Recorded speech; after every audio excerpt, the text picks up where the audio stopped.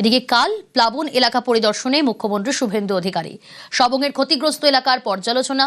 টানা বৃষ্টিতে বাড়ছে নদীর জল, প্লাবিত একাধিক এলাকা। আর এই ক্ষয়ক্ষতি নিয়েই পর্যালোচনা বৈঠক করবেন মুখ্যমন্ত্রী। কখন হবে সেই বৈঠক, কি কি কর্মসূচি রয়েছে মুখ্যমন্ত্রীর আগামীকাল সবংয়ে, পুরো বিষয়টা জানার চেষ্টা করব। সোমরাজ রয়েছে আমার সঙ্গে। সোমরাজ,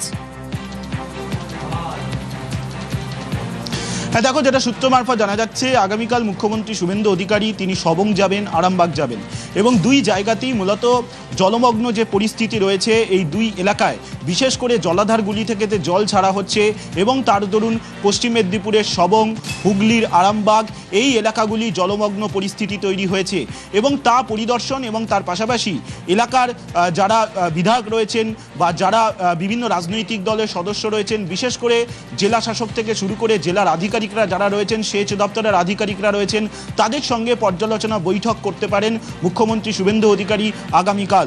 ইতিমধ্যেই রাজ্য প্রশাসনের শীর্ষস্তরের তরফে সেই প্রস্তুতি নেওয়া হচ্ছে। আগামীকাল দুই জায়গায় মুখ্যমন্ত্রী শুভেন্দু অধিকারী তিনি পরিদর্শন করতে চলেছেন জলমগ্ন পরিস্থিতি। প্রথমটি সবং, অর্থাৎ কলকাতা থেকে তিনি সরাসরি সবংয়ে যাবেন। প্রথমে সবংয়ে গিয়ে তিনি সেখানে স্থানীয় এলাকায় পরিদর্শন করবেন এবং পাশাপাশি জেলা প্রশাসনের সঙ্গে একটি বৈঠকও করে নেবেন। তারপর সেখান থেকে তিনি সোজা চলে যাবেন আরামবাগ। আরামবাগেও তিনি সেখানকার জলমগ্ন পরিস্থিতি এলাকা পরিদর্শন করবেন, বৈঠক করবেন প্রশাসনের সঙ্গে এবং তারপর তিনি ফের কলকাতা ফিরে শিলিগুড়ির উদ্দেশ্যে রওনা দেবেন। তেমনটাই মুখ্যমন্ত্রী সফরসূচি তৈরি করা হচ্ছে বলেই সূত্র মারফত খবর। ওকে।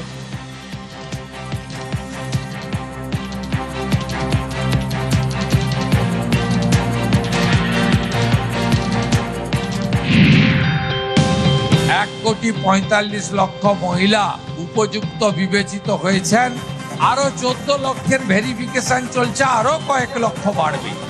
আমার বাচ্চাদের টিউশনের জন্য লাগে আর আমার হাত খরচের জন্য অনেক সুবিধা হয়। খুশি বলার মতো খুশি না, ১,৫০০ থেকে ৩,০০০ সোজা উঠে গেলাম। আমার উন্নতি তো হয়েছে, অনেকটাই খুশি। অনেক অনেক ধন্যবাদ মাননীয় মুখ্যমন্ত্রীকে। অ্যাকাউন্টে টাকা ঢুকেছে ৩,০০০ টাকা, তো আমি খুব খুশি। আমি অনেক অনেক ধন্যবাদ জানাই শুভেন্দু অধিকারীকে। এই ৩,০০০ টাকা নিয়ে আমাদের পরিবারের অনেক কিছু কাজে লাগাতে পারি। বাজেটে রেখেছিলাম আমরা ৩৬,০০০ কোটি, তাতে হবে না। ৪৮,০০০ কোটি টাকা বছরে এই খাতে আমাদের খরচ করতে হবে।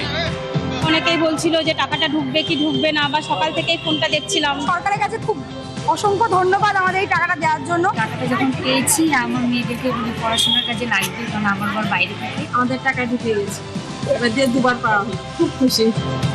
একটি পোর্টালও চালু করছে পশ্চিমবঙ্গ সরকার। সেই পোর্টালে যদি মনে করেন যে কোনো অনুপযুক্ত লোক এই অর্থ পেয়েছে, আপত্তিও দিতে পারেন। আর আবেদন করেছেন আপনি উপযুক্ত, কিন্তু আপনার অ্যাকাউন্টে ২০ তারিখের মধ্যে অর্থ ঢোকেনি, তাহলে আপনি সেখানে আপনার আপত্তিও দিতে পারেন। বাচ্চাদের তো হাতে লেখাপড়ার ক্ষেত্রে দিয়েও সময় কোনো কিছু চাই, তখন হয়তো নিজে থেকে বের করে দিলাম টাকাটা। খুব খুশি, অনেকটাই সুবিধা হবে, আমাদের তো খুব সুবিধা হয়েছে। অনেক অনেক ধন্যবাদ, ঠিক আছে, কারণ আমাদের সাধারণ মানুষের জন্য এটা অনেক প্রয়োজন। মুখ্যমন্ত্রী শুভেন্দু অধিকারীকে অনেক ধন্যবাদ জানাই।